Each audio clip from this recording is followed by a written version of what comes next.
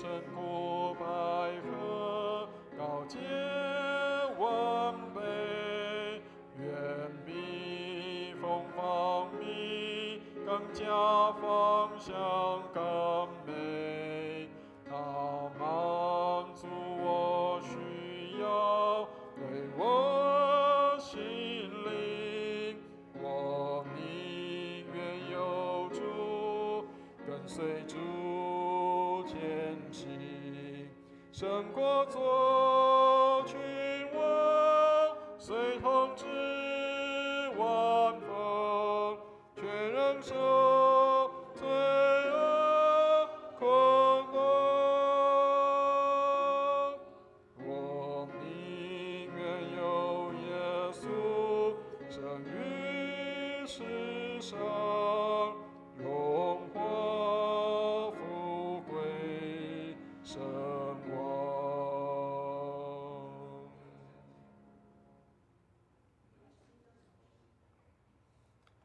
弟兄姐妹，我们再过几分钟后，我们就要开始今天的崇拜。愿上帝祝福我们，让我们预备好自己来朝见主，让我们也预备好自己，在开春以后，我们能够来接受主的呼召。在这一年当中，上帝要给我们一些新的任务、新的事工、新的盼望。愿上帝带领我们，让我们在一年当中一开始的时候，就将荣耀归给上帝。让上帝做新事在我们的生命当中，愿上帝来带领我们，让我们一起来祷告，为今天早上的崇拜献上感恩，也为我们在这一年当中要领受的祝福献上感谢，也为着我们所有的设备器械人员安排为主所使用来祷告。让我们一起来祷告。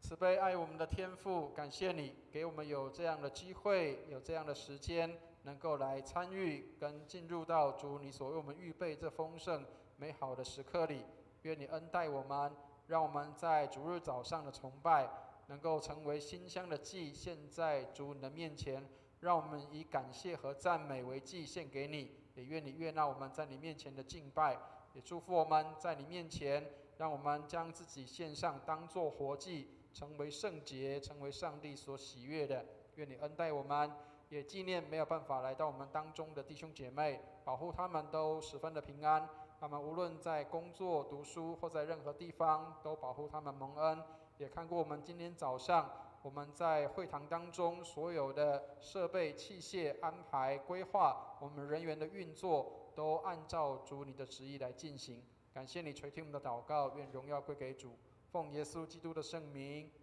弟兄姐妹，让我们预备心参加早上的崇拜。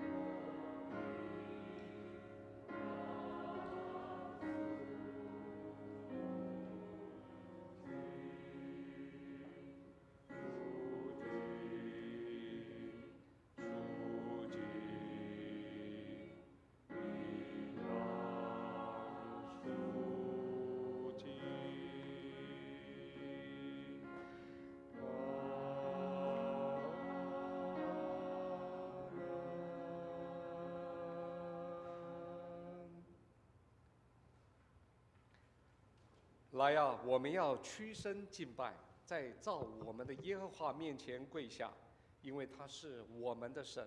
我们是他草场的羊，是他手下的民。惟愿你们今天听他的话。我们同心一起来祷告。永在的上帝，全能的父，创造天地的主宰，你施下季节变换，让我们领略自然之美。特别在这寒冷的清晨，你赐给我们感恩之心，将今天分别为圣，排除事物，专心来到你的圣殿敬拜你，听你的话语，领受你的教导、智慧及祝福，也在此与弟兄姐妹交通，在爱中互相关怀，彼此支持。我们愿意遵从你的旨意而行，在考验中成长，为你做美好的见证，荣耀你的圣名。这是奉我主耶稣基督宝贵之名的祷告，阿们。好，我们以灵粮诗选第44首《圣哉圣哉》来敬拜我们的主。我们请会众起立，我们一起用灵粮诗首44首《圣哉圣哉圣哉》。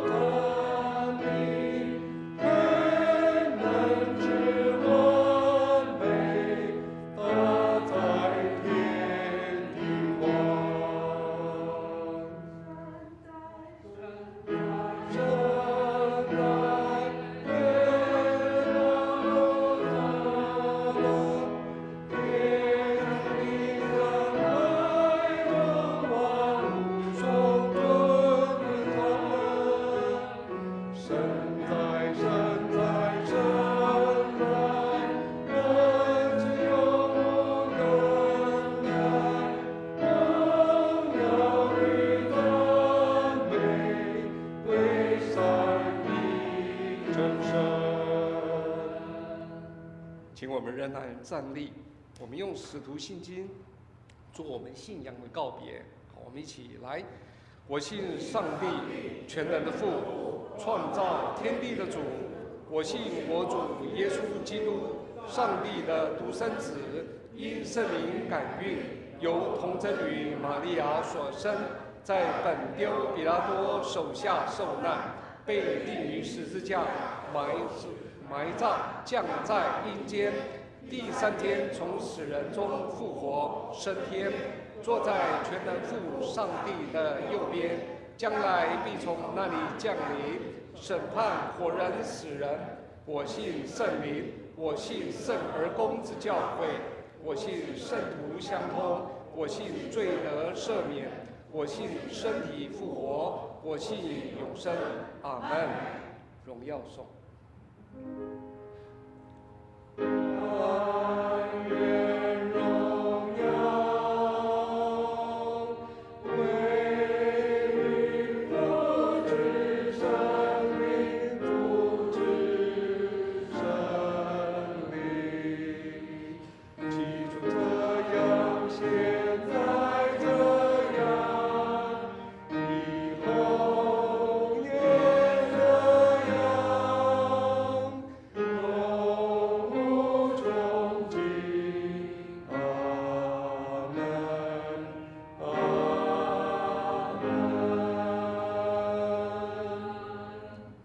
请坐。我们以起印的方式一起来诵读上帝的话语，记载在诗篇138篇，请看旧约663页，或我们一起来看投影片。白色的字由诗会来起，橘色的字由会众大家来起，紫粉色的字由我们大家一起来合。诗篇138篇，我要一心称谢你。我要向你的圣殿下拜，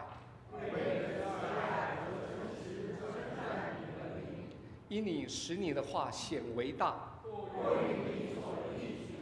我呼求的日子，你就应允我。耶和华，地上的君王都要称谢你。他们要歌颂耶和华的作为。耶和华虽高，仍看顾低微的人。我虽行在患难中，你必将我救活。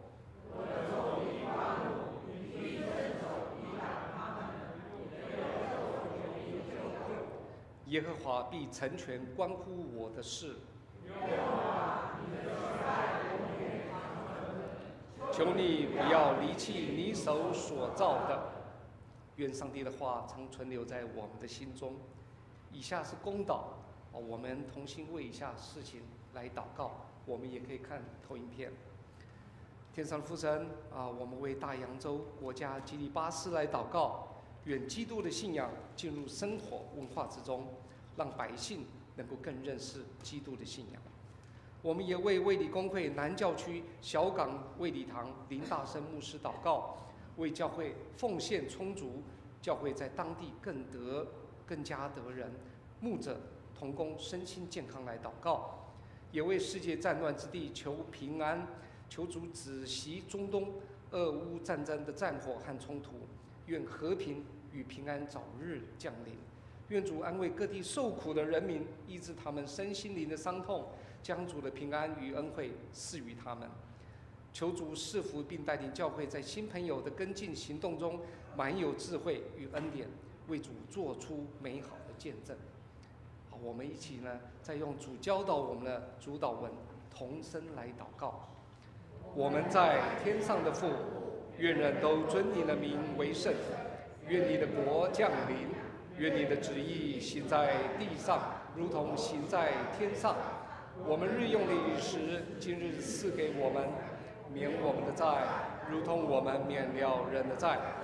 不叫我们遇见试探，救我们脱离凶恶。因为国度、权柄、荣耀，全是你的，直到永远。阿们。好，我们一起来领受上帝的话语。这个将要由汪怀瑜弟兄来诵读今天的圣经经课，是在以赛亚书第6章第1节到第8节，以及哥林多前书15章第1到11节。好，今天经课的第一处是在旧约以赛亚书6章1到8节，在教会圣经741页。教会圣经741页，第1节：当乌西雅王崩的那一年，我见主坐在高高的宝座上，他的衣裳垂下，遮满圣殿，其上有撒拉佛侍立，各有6个翅膀，用2个翅膀遮脸，2个翅膀遮脚，2个翅膀飞翔，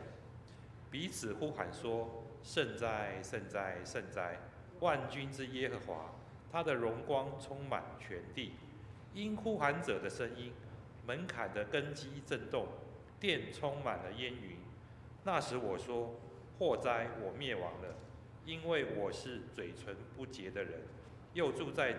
嘴唇不洁的民中。又因我眼见大君王，万军之耶和华，有一撒拉佛飞到我眼前，手里拿着红炭，是用火剪从坛上取下来的，将炭沾我的口，说：看啊，这炭沾了你的嘴，你的罪孽便除掉，你的罪恶就赦免了。我又听见主的声音说：我可以差遣谁呢？谁可以为我们去呢？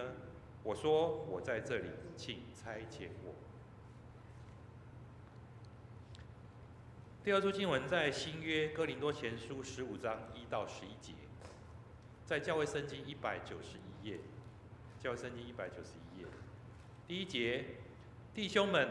我如今把先前所传给你们的福音告诉你们知道，这福音你们也领受了，又靠着站立得住，并且你们若不是突然相信，能以持守我传给你们的，就必因这福音得救。我当日所领受又传给你们的，第一就是基督照圣经所说，为我们的罪死了，而且埋葬了，又照圣经所说，第3天复活了，并且显给基法看，然后显给12使徒看，后来一时显给500多弟兄看，其中一大半到如今还在，却有已经睡着了。以后显给雅各看，再显给众使徒看，末了也显给我看。我如同未到产期而生的人一般，我原是使徒中最小的，不配称为使徒，因为我从前逼迫教会，神的教会。然而我今日成了何等人，是蒙神的恩才成的，并且他所赐的恩不是突然的。我比众使徒格外劳苦，这原不是我，乃是神的恩与我同在。不拘是我，是众使徒，我们如此传，你们也如此信了。以上是今天的经课。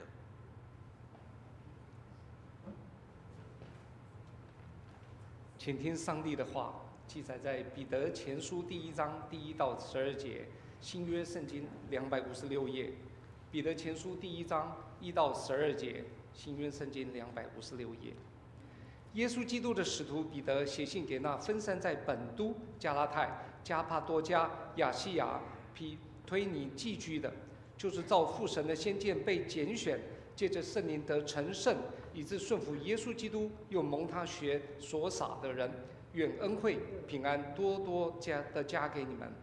愿颂赞归于我们主耶稣基督的父神，他曾照自己的大怜悯，借着耶稣基督从死里复活，重生了我们，叫我们有活泼的盼望，可以得着不能朽坏、不能玷污、不能衰残，为你们存留在天上的基业。我们这因信蒙神能力保守的人，必能得着所预备到末世要显现的救恩。因此你们是大有喜乐，但如今在百般的试验中暂时忧愁，叫你们的信心既被试验，就比那被火试验仍然能坏的金子更显宝贵，可以在耶稣基督显现的时候得着称颂、荣耀、尊贵。你们虽然没有见过他，却是爱他；如今虽不得看见，却因信他，就有说不出来、满有荣光的大喜乐，并且得着你们信心的果效，就是圣灵的救恩。论到这救恩，那预先说你们要得着恩典的众先知，早已详细的寻求考察，就是考察在他们心里基督的灵，预先证明基督受苦难，后来得荣耀，是指着什么时候，并怎样的时候。他们得了启示，知道他们所传讲的一切事，不是为自己，乃是为你们。那靠着从天上差来的圣灵传福音给你们的人，现在将这些事报给你们，天使也愿意详细查看这事。愿神的话语在我们的心中。以下我们请教会的诗班为我们献上诗歌。传给人。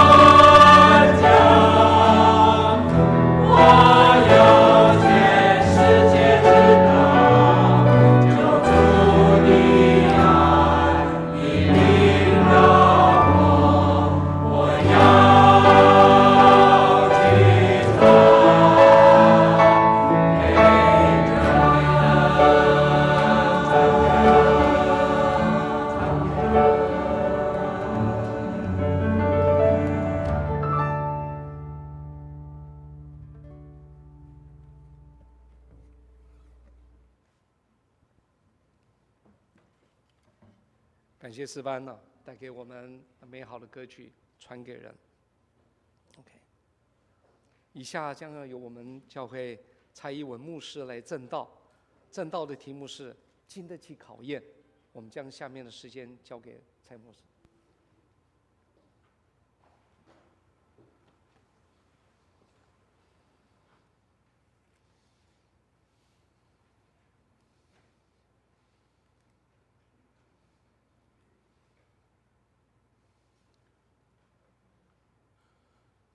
弟兄姐妹平安，感谢主啊！带领我们在主日我们同心的敬拜，我们一起来祷告。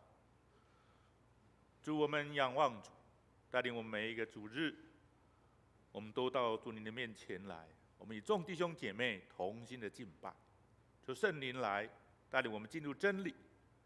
求主与我们同在。师父带领以下的时间，仰望主的恩典，将仰望感恩，奉靠耶稣基督得胜的名，阿们。今天的讲题是经得起考验啊，在彼得前书1章1到12节啊，弟兄姐妹，你经历生命和生活中的患难险阻和病痛软弱，你的信心可以经得起考验吗？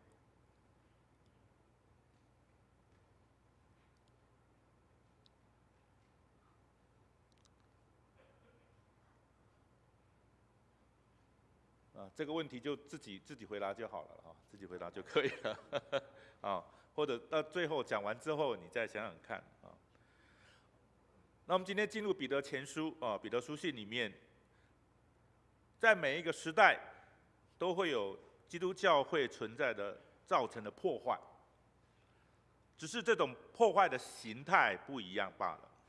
因为基督教会是以信仰为它存在的基础，讲究信仰就必须有基本的原则，耶稣基督才是生命的主，其他的都已经不是生命最重要的。有这样的认识啊，就必须面临生命的选择，这样的抉择是每一个信徒都必须要慎重面对，无法逃避，而且每一个时代的信徒都必须自己去面对，要自己做抉择，没有人可以代劳。就是今天我们进入彼得前书的书信里面，要有我们分享的一个信息。好，我们再把彼得前书啊1章1、2节，我们再一起读一遍，好不好？第1节跟第2节再一起读一遍。来，耶稣基督的使徒彼得写信给那好，翻到彼得前书有没有？彼得前书啊1章第1节跟第2节，好，我们一起来，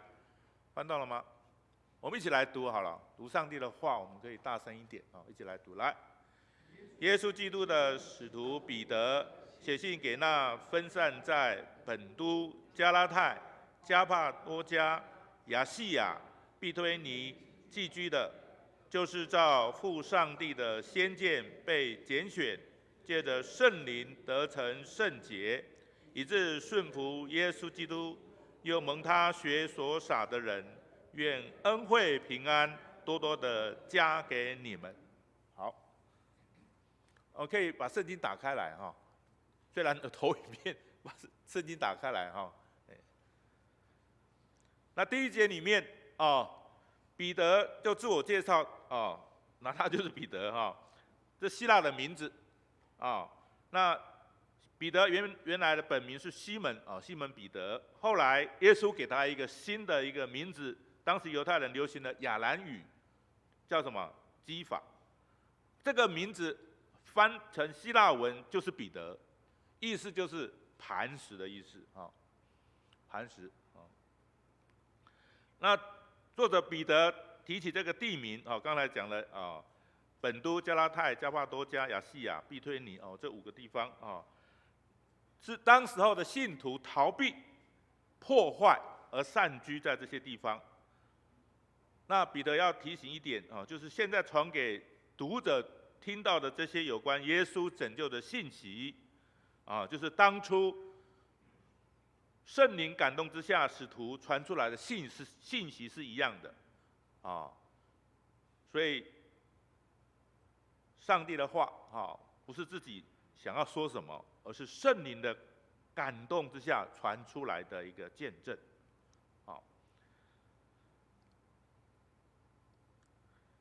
第2节请注意，上帝的拯救是有计划的，早在人犯罪的时候就已经拟定了这份拯救的工作，因此拯救的工作并不是依照人的能力，也不是依据人的条件，而是借着圣灵的力量，将拯救者分别出来。那作者也强调，这个被分别为圣的信徒，就是要，你看经文里面要顺服耶稣基督，顺服耶稣基督。这里所说的顺服就是倾听，听从耶稣的话而教训之意，也就是今天的话，所谓的要跟随耶稣的脚中行。我们要跟着耶稣走天路，而这个世代里面，我们不要跟着这个名人、明星、政治领袖走。所以我们的大环境里面有一些风日韩的这些明星粉丝我们不是追星族，也不是跟着政治在走，而是我们跟随每一个信徒是跟着耶稣的脚中行，跟着耶稣的脚中行。上礼拜陈启峰牧师讲道他讲得非常好，下来碰到我。就跟我讲说，蔡牧师，人家都说你好呢，没有一个人不说你好的，我吓了一跳因为我想到圣经里面说的，你记得吗？圣经说什么？在路加福音6章26节我想这开玩笑的6章26节说的人都说你好的时候怎样？你就怎样？有祸。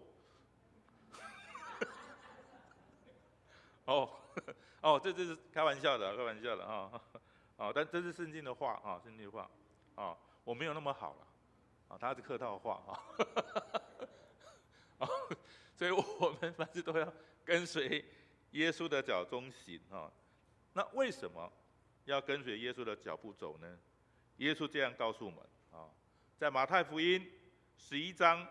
28节到30节这里我们一起来读了，好不好？来，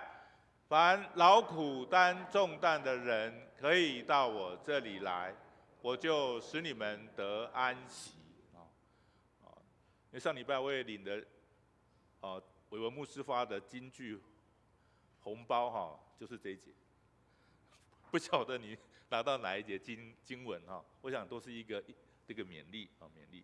好。来29节，来，我心里柔和谦卑，你们当负我的恶，学我的样式，这样你们心里就必享安息。来，因为我的恶是容易的，我的担子是轻省的。好，如果有谁的生命没有负担，这个人可以不必跟随耶稣。但若我们生命有苦难，我们就可以得着从耶稣所赏赐给跟随他的人的恩典，就是怎样？生命有安息，负担可以轻省。我想我们生命里面，耶稣也说我们在世上怎样有苦难。我们每一个人或多或少都有一些困难。一些困难、一些患难、一些疾病多多少少都有我们都有所以我们要跟随主跟随主。凡劳苦担重担的人这个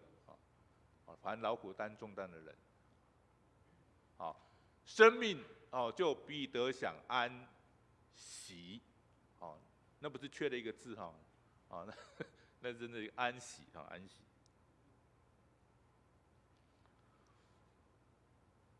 好，我们继续第三节到第5节我来读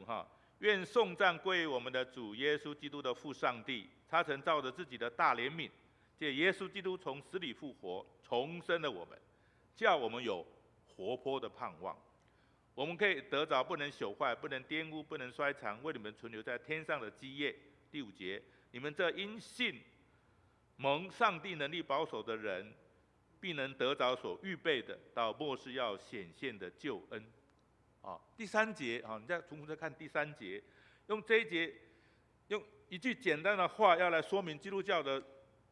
信仰中的上帝。其实第3节就是一个很好的一个金句啊，一个经文。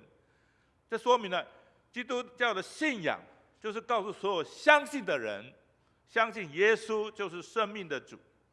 这样的人必会获得生命的盼望啊。那人的生命盼望并不是建构在某些人身上，或者而是在上帝的救恩中，而上帝的救恩就是透过耶稣显现出来。耶稣是以十字架上的死，然后从死里复活，来表明上帝拯救的慈爱。啊，这第3节。第4节，天上的赏赐是永不朽坏的一个基业。这基业啊，在希腊原文里面，原本是指以色列历史上看为最大的财产，就是上帝赏赐给迦南地，给他们作为生活的基业，让他们子子孙孙可以永远安定生活起来。啊，因此这个基业有时候可以迦南的土地的意思。那现在彼得前书作者特别强调天上的基业，天上的基业，并且说不能朽坏，不能玷污，不能衰残，就是用来区别这世上和天上的差异。在世上的赏赐是会败坏的，而在天上则不会败坏，是永恒的。耶稣在这里劝勉大家，把生命中的宝贝放在天上，就曾要大家把财宝积存在天上，因为在天上是不会有盗贼偷窃，也不会有虫蛀坏，如同路加福音12章33节，我们一起来读。来，你们要变卖所有的周济人，为自己预备永不坏的钱囊，用不尽的财宝在天上，就是贼不能进，虫不能住的地方。那第5节很清楚的让所有信的人知道，要得着那永远不坏的奖赏，是必须要准备的，不是凭空得到的啊，凭空得到的啊。积财宝到天上啊，是必须要所准备的啊。我在神学院的时候，讲道学，我们的老师就教导我们啊，每一次的讲道一些分享，你一定要有预备。啊，我想做任何侍奉里面，我们都要好好的预备。啊，如果你没有预备，就预备怎样？预备失败。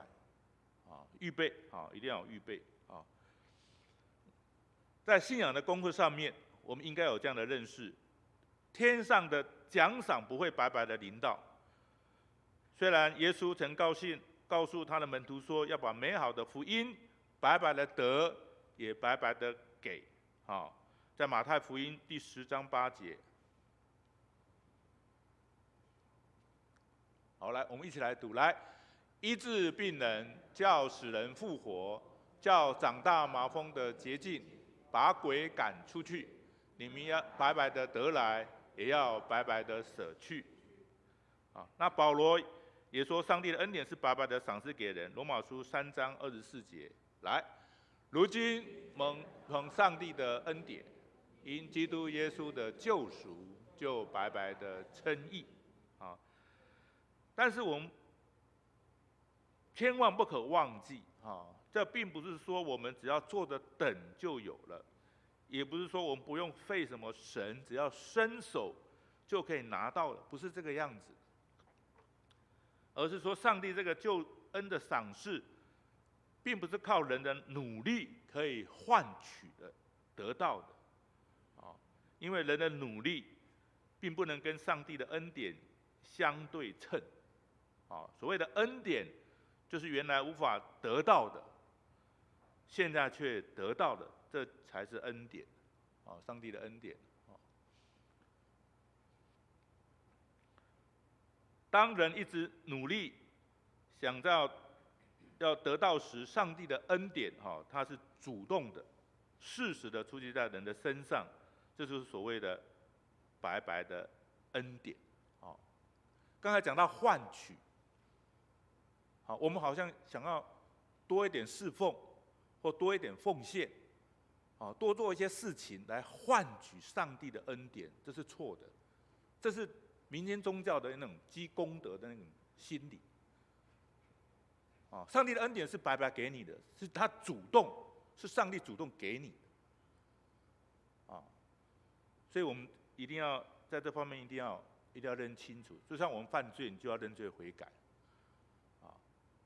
而不是说你多做一些侍奉，多奉献钱就可以。不，一项归一项，啊，你真的你要面对你的罪来面对认罪悔改。啊，所以求神来帮助我们，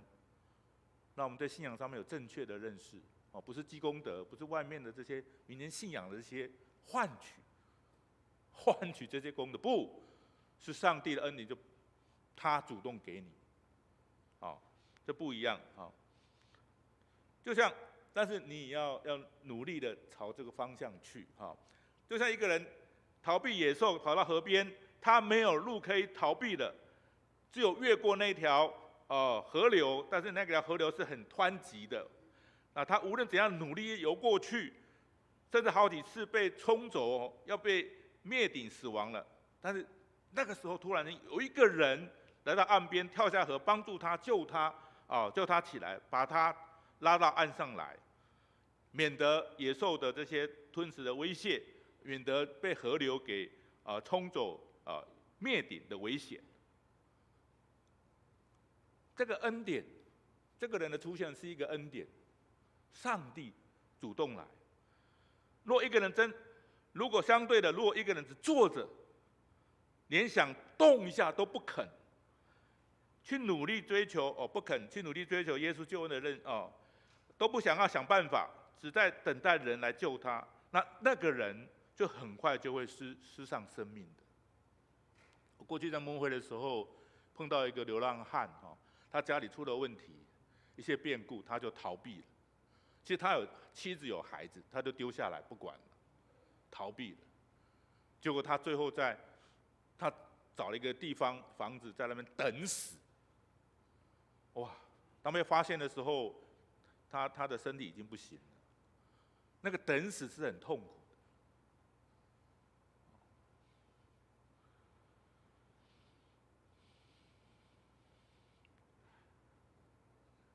那最近也听到一个姐妹过去一个姐妹一个比较年长的一个姐妹她得了病她也不去就医因为蜂窝性组织炎在她身上很危险，要赶快就医那她说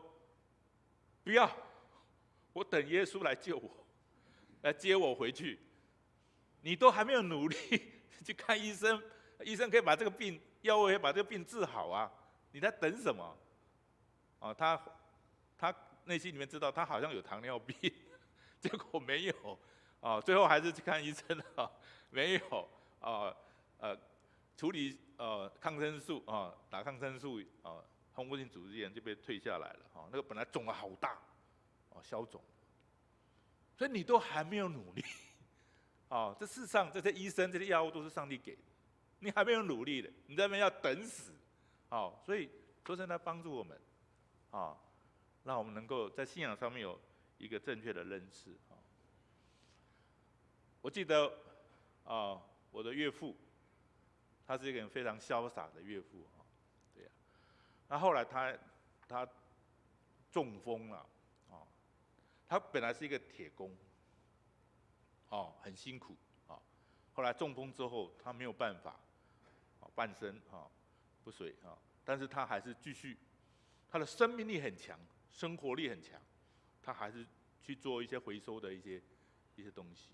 他不让自己闲下来这样的生命力是很强的，不会自暴自弃不会自暴自弃那感谢主当我岳母被邀请要到教会的时候，岳父没有拦阻从此福音就进到这个家庭师母都信主了那岳父后来也信主了我印象非常深刻他虽然走路有点不大方便，但是他还是牵着师母，他的女儿走上结婚的礼堂然后把他的女儿交给我，那一幕我印象非常深刻，所以我们每一个人在世上，我们不是要等死而是神给我们每一天里面都有他的一个恩典在当中，我们好好的能够把握每一天。所以一个人若真的相信耶稣基督，就必须用生命的力量去努力追求对耶稣救恩的认识，有这样的努力，才会真正认识到得救的门路，也只有这样才能获得上帝在耶稣基督给的奖赏。好，我们6到9节，好不好？我们有翻到圣经吗？可以，我们从第6节读到第9节，我们一起来读。好，来，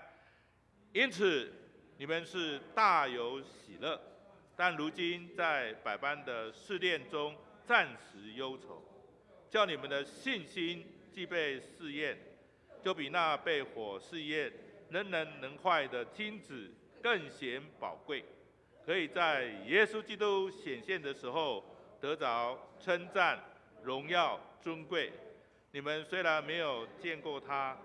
却是爱他；如今虽不得看见，却因信他就有说不出来、满有荣光的大喜乐，并且得着你们的信心的果效，就是灵魂的救恩。所以圣经里面给他多读几遍可能有些我们需要去思想的那这段经文正好说明了前面第5节里面所提到的，天上的赏赐是为那些有过努力的人准备的。第6节在这里很清楚说到一个耶稣基督的信徒面对信仰上的试炼的时候要用喜乐的心去面对这一点确实是很重要的认识事实上这个对我们人来讲好像会有点困难所以你碰到患难险阻、病痛软弱的时候，你快乐得起来吗？当然我们知道这个经文是在那个时代里面被逼迫的时代里面，有这样的一个教导认识那今天我们的时代不一样了，我们是非常安逸的时代里面那作者彼得在写书的时候，正好是迫害最严苛的情况当中。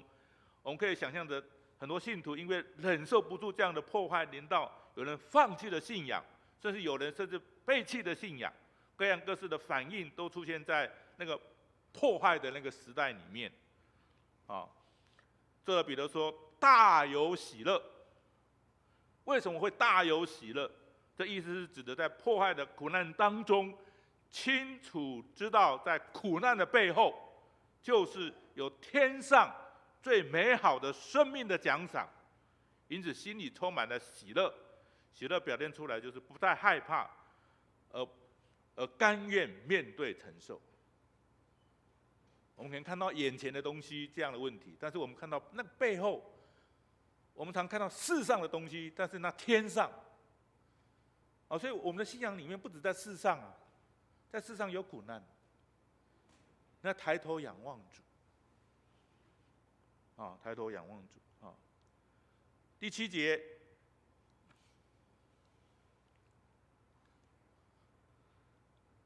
彼得说，面对苦难临身的时候，人才会清楚知道自己有多少信心。若是不够，应该是赶紧的补足；若是够，就能够显出喜乐的心灵。因此，彼得强调信心能够经得起考验，才是真实的。甚至说，好的金子都需要经过火的提炼，就像俗语所说的“真金不怕火炼”。同样的，坚定的信心并不是在平顺的之下建立起来的，而是屡次经过考验之后，逐渐磨练出来的。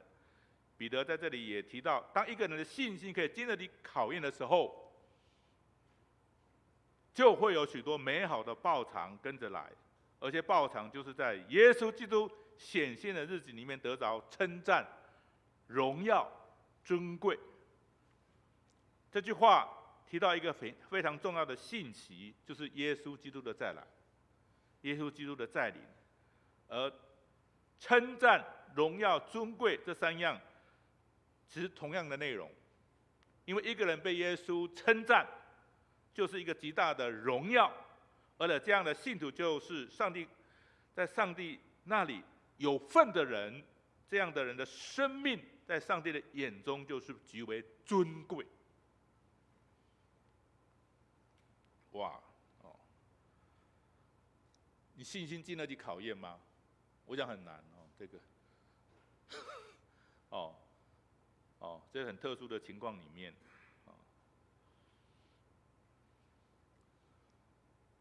这个呢，这个也很难，这是特技了攀岩特技了，我讲一个比较简单的，最简单的。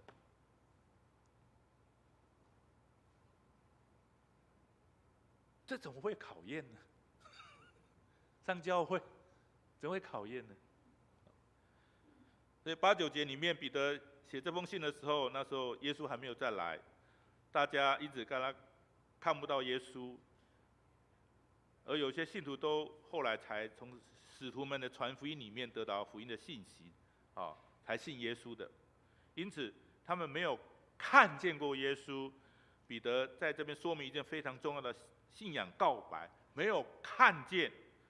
但深信不疑。这是信心的考验我们后面会讲到。耶稣还没有再来，但是我没有看见，但是深信不疑。我们想起耶稣对多疑的多马说的，在约翰福音20章29节这里说的，我们一起来读一下。耶稣对他说：“来。”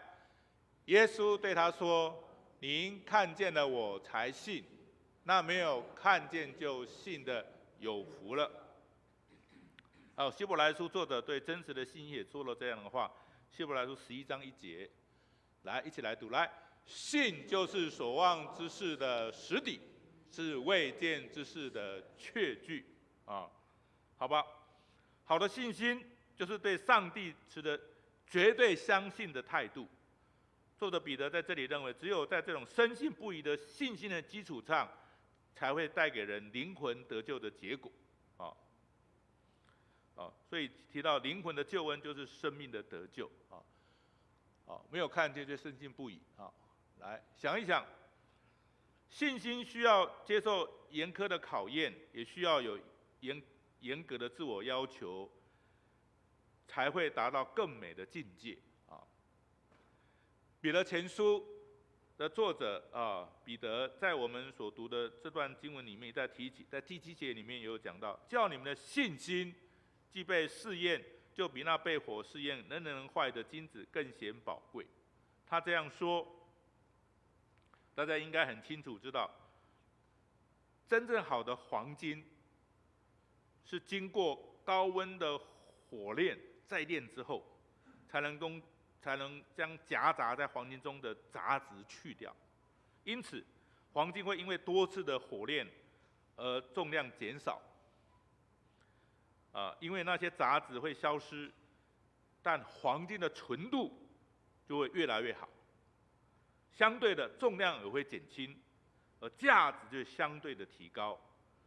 当我们有这样一个认识的时候，就会很容易明白耶稣说过的一句话，在路加福音17章第6节。来，一起来读。来，主说：“你们若有信心，像一粒芥菜种，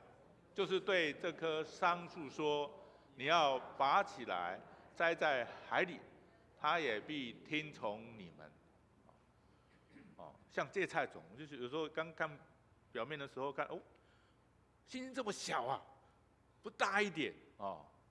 那这里是特别指到那个黄金那个纯度，炼到那个纯金的是非常有价值的。我们看这个图，我们的信心有没有这样？我们虽然人很小，但我们信心是靠得住，很大。很大的，才能经得起考验。这句话很清楚，在此说明了信心虽然看只有一点点，其实它非常纯洁的信心，没有夹杂任何杂质在里面的信心。这样的信心表面上看起来非常小，其实它是无比的大。换句话说，你的信心是真实的，是纯洁的，可以接受任何考验都不会消失，甚至经过严苛的考验，不但不会变质或者发生扭曲，还可以发出亮光，让大家看到信心所带来的光芒。这就是彼得前书作者彼得在这里所说的，耶稣再来的时候，经过考验之后，依旧不变的人就会得着耶稣的称赞、荣耀、尊贵。我们生活在这个变化快速的时代里面，环境本身就是对信心的极大的考验。忙碌的工作会使我们对参加礼拜纯洁的信心感到疲惫，而且兴趣缺缺。过去每一个礼拜只休息一天，有些教会礼拜人数比现在周休2日的人数还多。基督徒并没有因为多休息一天，就更踊跃参加主日敬拜，因为怎样？反而更多人用这些时间，旅游、购物、访友、打球、运动，或者在家休息、睡觉。所以周休2日对基督徒来讲参加主日崇拜的一个挑战现在还有要3天的，所以会有更多人来参加礼拜嘛？其实这个是一个挑战如果亲朋好友他主日来从北部来要去玩，你会邀请他来参加主日然后再去玩吗？很难。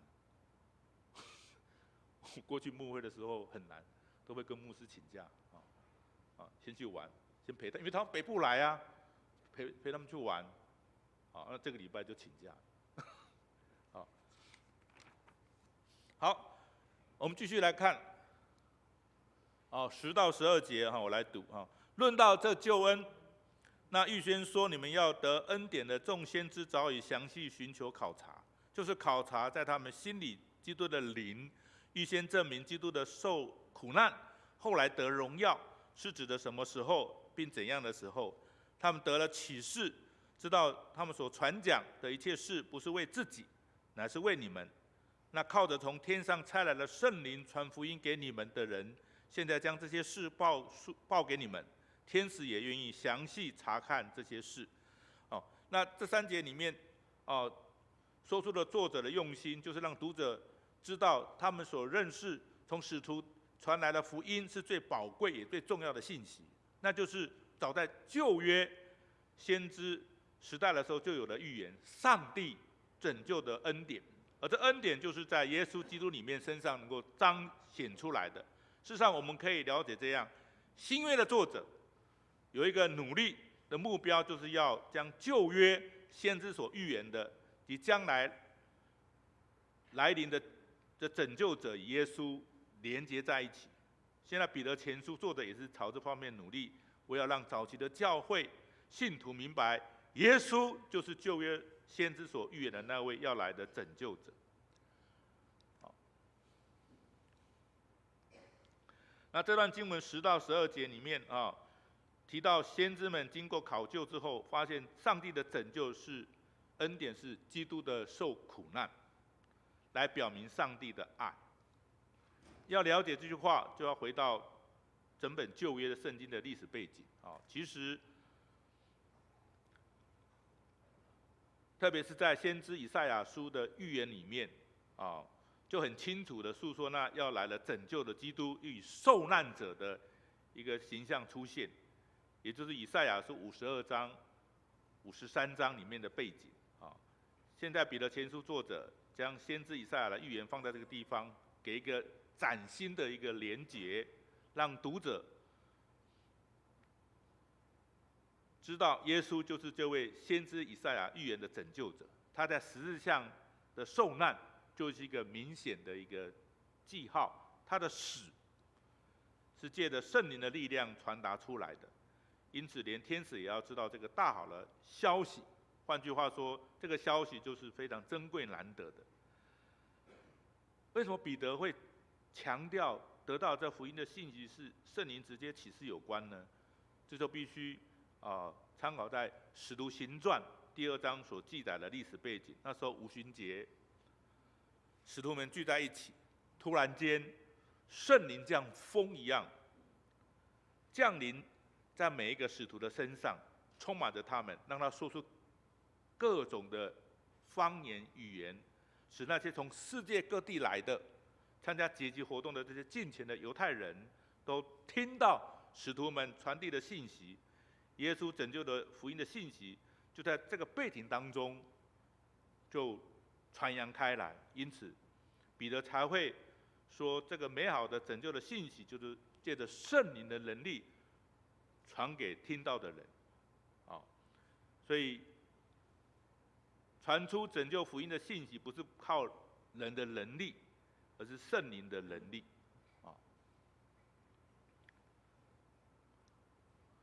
我们传福音是要透过圣灵的力量来达成，不是依靠人的能力圣灵有上帝的力量这是圣经给我们的一个认识。在基督教的信仰当中，我们有一个认识，不是我们有什么能力可以将福音传达出去，而是借着圣灵的力量，才能使福音的信息传出去。这也是这1-2天来基督教会一直在提醒教会和传道人认识的。所以说我们在传福音的时候，我们一开始会觉得好像很困难对，左口笨舌，我要讲什么，都会这样子但是你愿不愿意去祷告，求圣灵来帮助你？因为福音的传出去不是自己多有口才，而是圣灵在当中来做改变来做改变所以过去我们在牧会的时候，常常出去传福音那事实上是很大的一个挫折但是感谢主因着圣灵的感动有一些果效还有一些果效那使徒行传第2章记载，刚才讲了五旬节圣灵的降临的时候，看到使徒们被圣灵充满福音开始从耶路撒冷直到世界各地，到今天一样，在世界各个角落有许多人忠实的仆人投入传福音的工作在最偏远的地区孤岛，也有人在见证耶稣拯救的信息，也就是大家所忌讳的地方，像监狱、像安宁病房、像垃圾山的贫民窟的地方，都有传福音的工作者见证耶稣拯救的爱。所以我看到这个地方都有人去传福音，若不是圣灵的感动，有谁愿意去？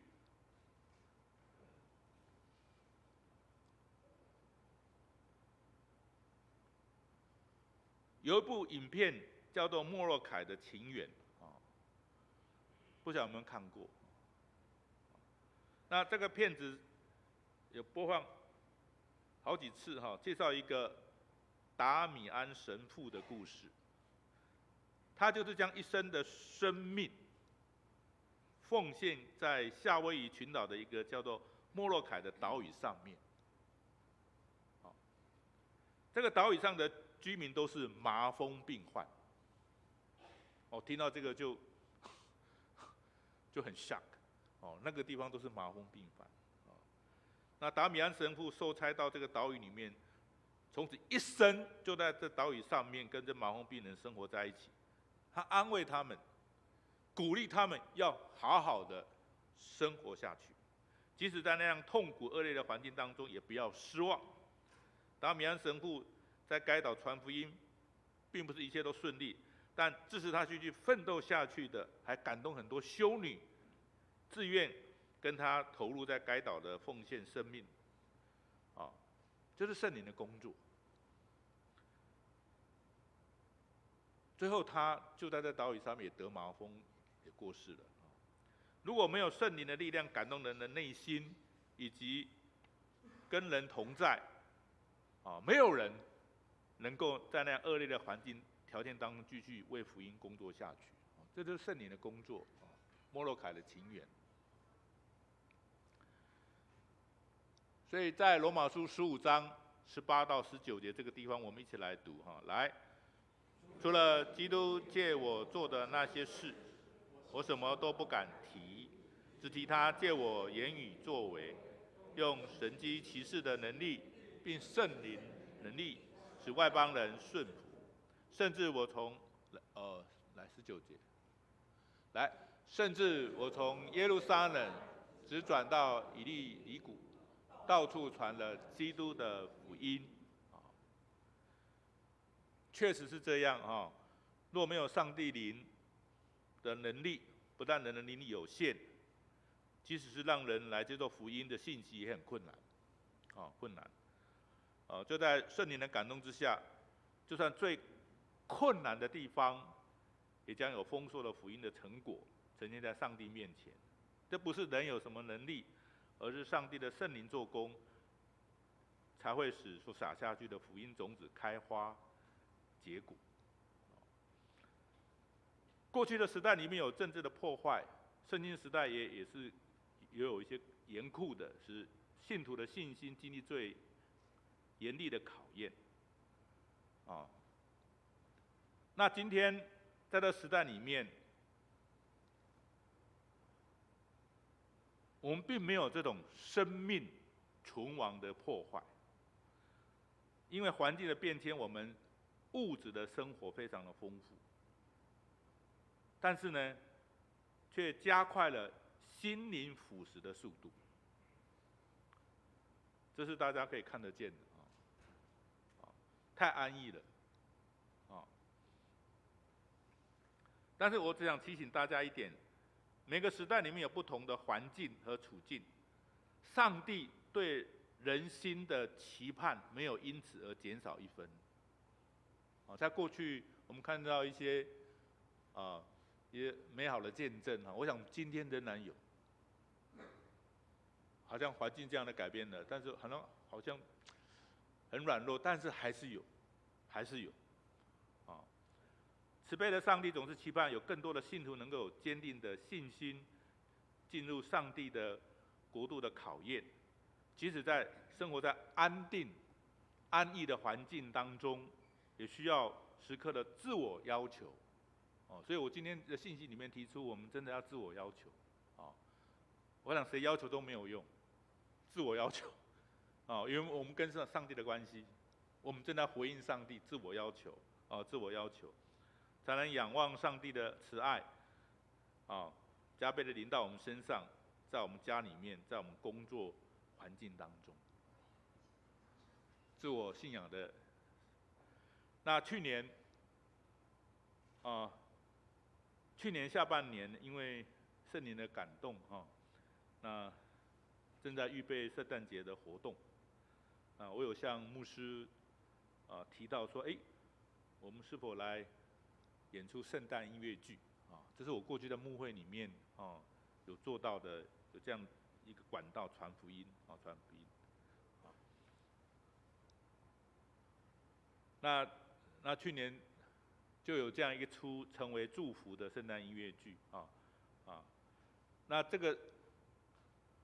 个是彩虹爱家生命教育协会他们每年都有推出的这样的一个圣诞音乐剧那为了要进入校园里面让很多一些微信的人能够接触到福音的这样的一个种子那我们教会我想我们可以来试看看所以要经过，这也是一个借力使力，他做好了这些东西，你愿不愿意来用？要花时间，要去做，所以有4个月时间，每个礼拜天下午3个小时，我们在6楼这样排练那当然我们邀请的来，我们都不是演员，但是我们愿意用勤能补拙、熟能生巧这样子来排当这样下去的时候其实有些人已经觉得说好像想要逃避有困难太紧迫盯人了这样子练习但是还是继续还是坚持到底坚持到底那事实上从寻找演员到排练到音响、道具、服装、化妆这些戏目里面我感受到，若不是圣灵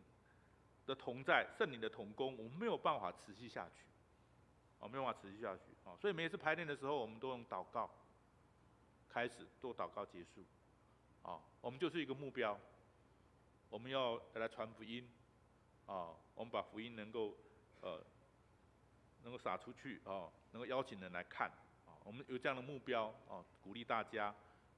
在赖群组里面也鼓励大家这样子最后就完成了这一出成为祝福的这出剧的演出所以我几个他们演出的一个片段这是大家熟悉的人可以看看你看看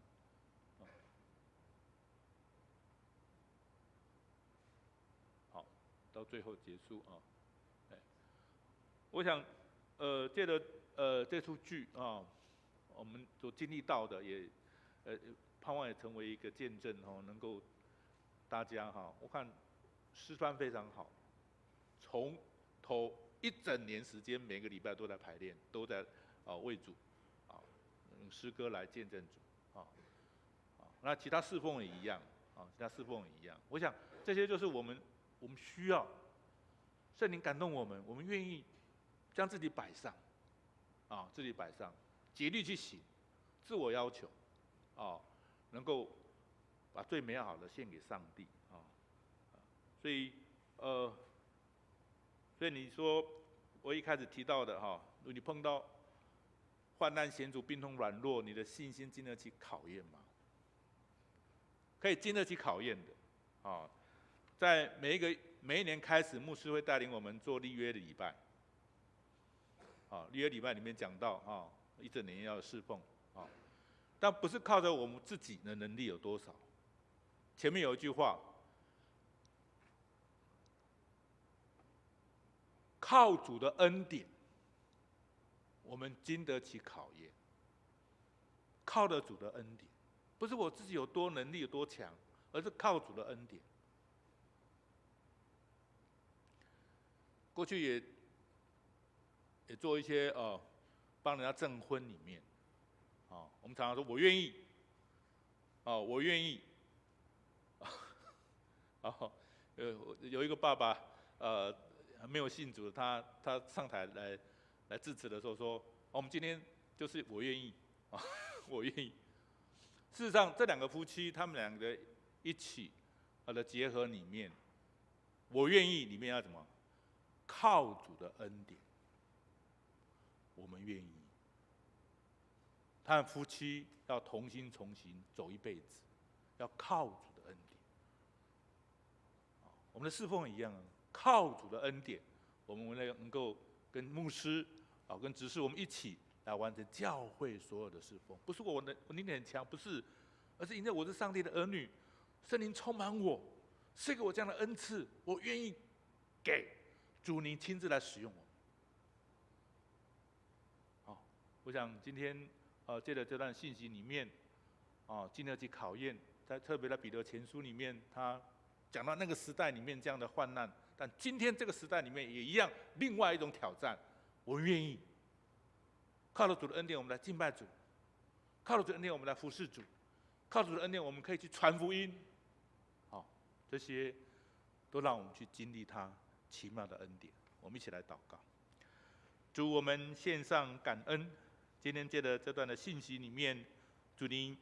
借着主您的话，向我们每一位弟兄姐妹说话。主啊，是主您创造了我们，是主您将生命气息赐给我们，是你将我们在所有污泥当中救拔了我们。你是我们的主，主啊，我们依靠主，求主圣灵来帮助我们。我们知道这世代里面有很多的一些挑战，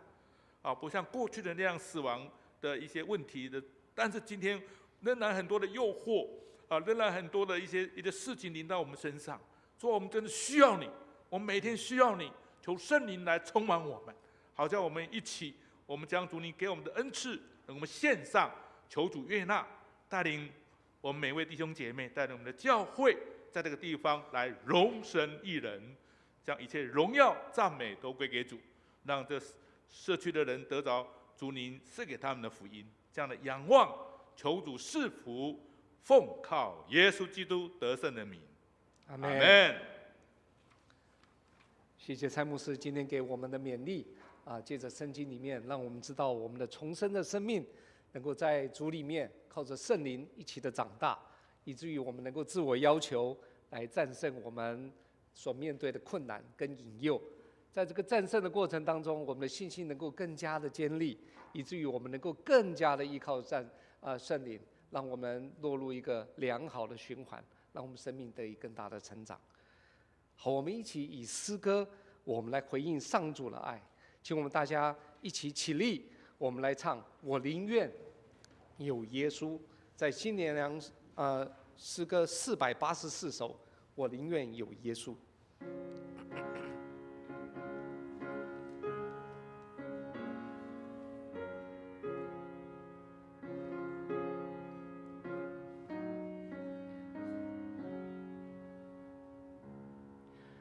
我宁愿有耶稣胜于金钱，我领属耶稣胜过财富无边。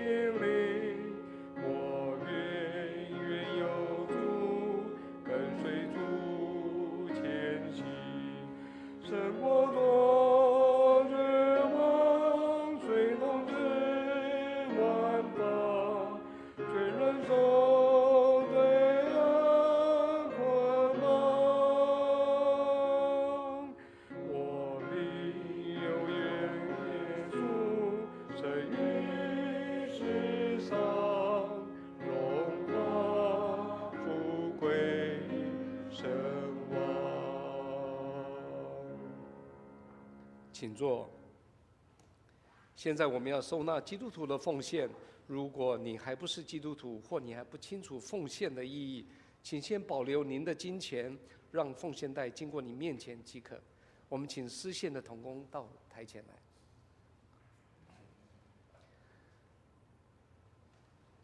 万物都是从主而来，让我们以感恩的心回应上帝的爱。我们一起来祷告。赏赐丰富的主，万物都是从你而来，我们把从你而得的献给你，尽我们的心思力量奉献金钱，愿教会用于各样事工及宣扬福音，使之用得合宜，使众人得着益处，复兴教会，荣耀你的圣尊名。我们如此祷告，是奉我主耶稣基督的名，阿们。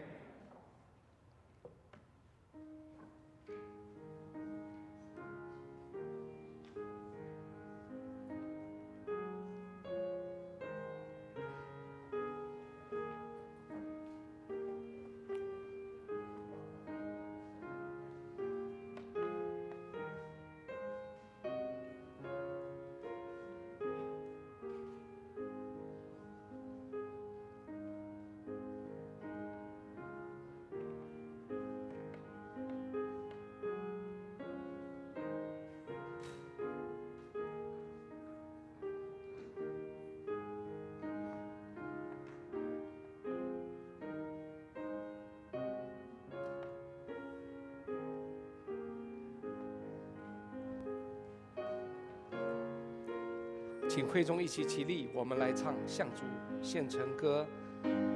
我向主所唱，都是主赐的恩，万我所有都属于主，是主托付无人。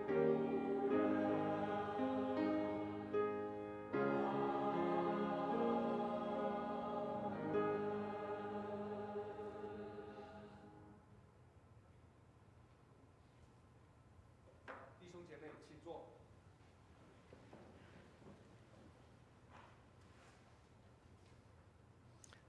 请问一下，我们今天有没有新来的朋友在我们中间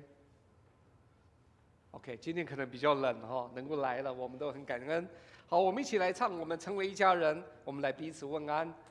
第一次我们大家齐唱，第二次请大家起身拱手问安。来。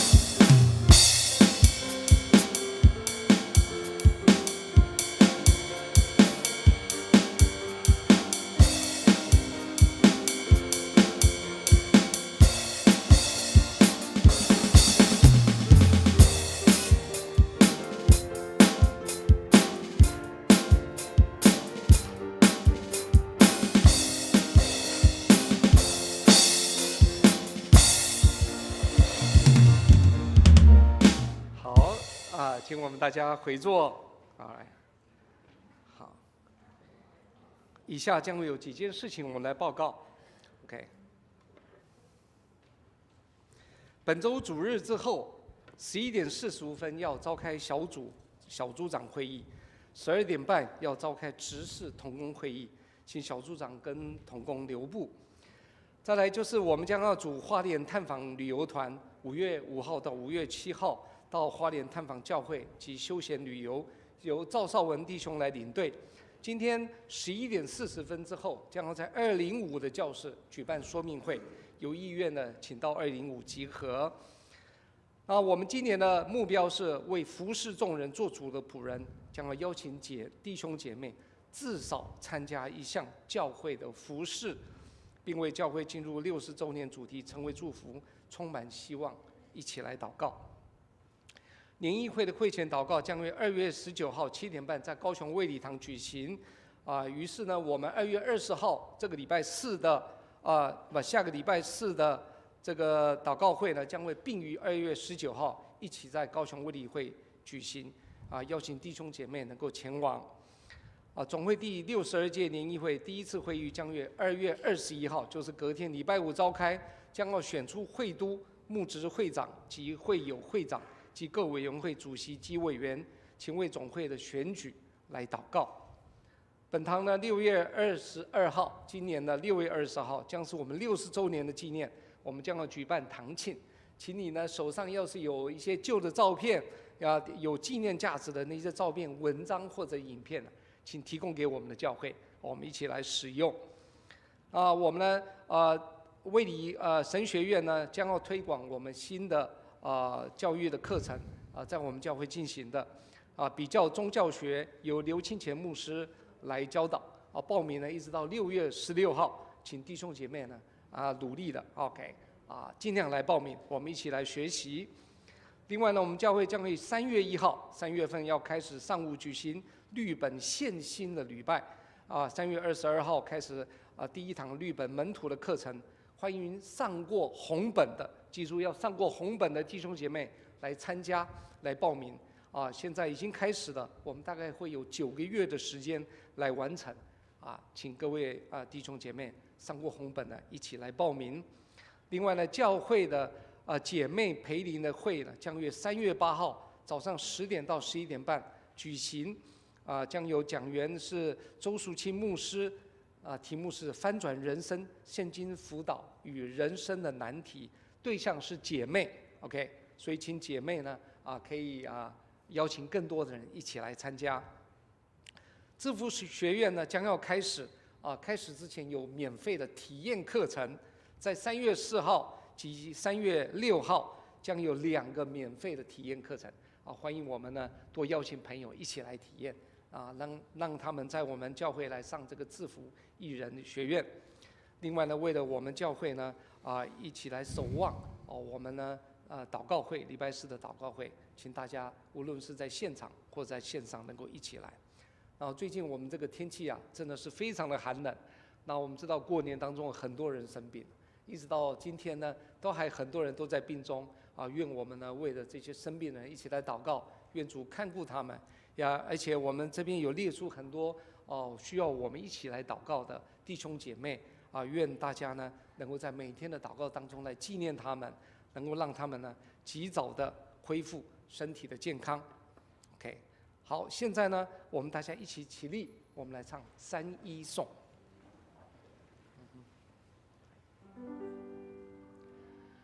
普天之下，万国万民，齐声赞美父子圣灵，三位一体，同荣共尊，万有之源，万福之本。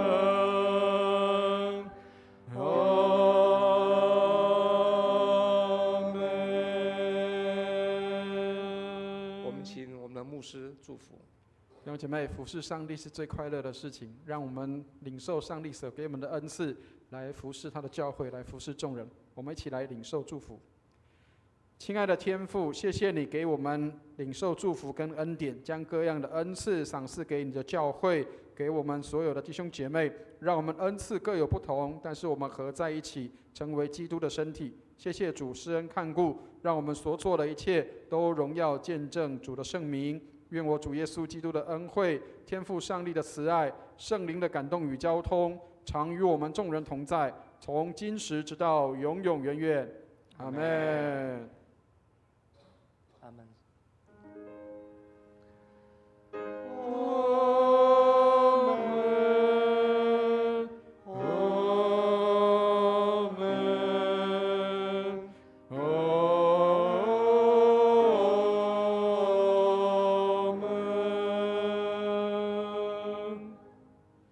请坐。